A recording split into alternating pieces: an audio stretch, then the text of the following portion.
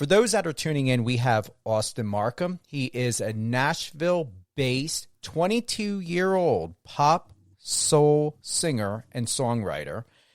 And one of the things I would like to ask you next, Austin, and thank you very much, not only for your wisdom and maturity, but for you knowing, this is such a gift, you knowing who you are.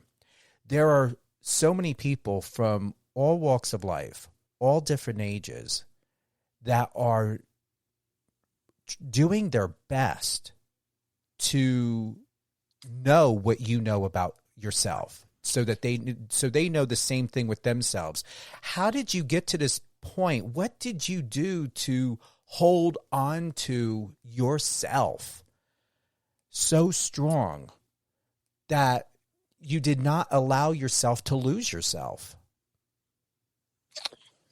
Well, I came close a lot of times. I think a lot of people will view someone's current state and miss the middle, and there will always be more. I mean, I'm young and I have a long future ahead of me, but I have had so many experiences being someone. I grew up in church. I grew up volunteering. I first traveled out of the country at 11. I think a big portion of how I think is because I traveled.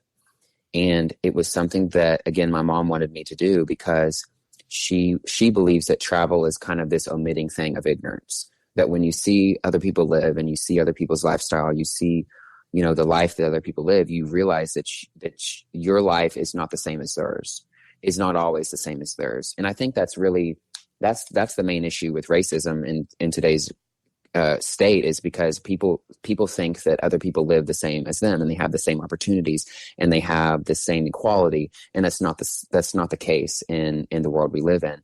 And so it's not always equal.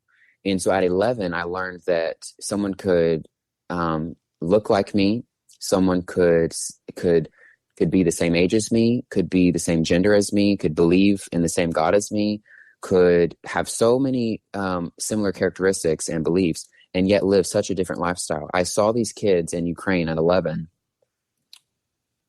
sleeping on these cots and mattresses, only having 2 sets of clothes, only having 2 meals a day.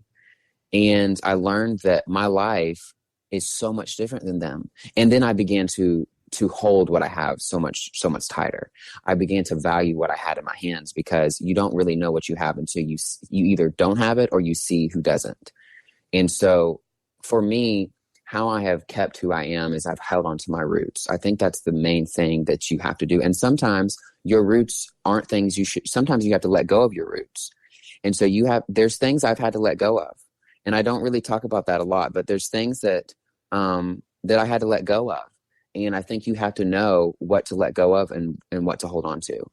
And so for me, I have somehow figured out in this short life what to hold on to and what to let go of. And for me, that comes down to identity. It comes down to purpose. It comes down to just seeking wisdom, to not just acting, but kind of going back to what I said earlier, being slow to speak and kind of sitting with things. And so, yeah, I've learned to hold on to what's good and let go of what's bad. And, I think that it's been something that's fruitful in my life.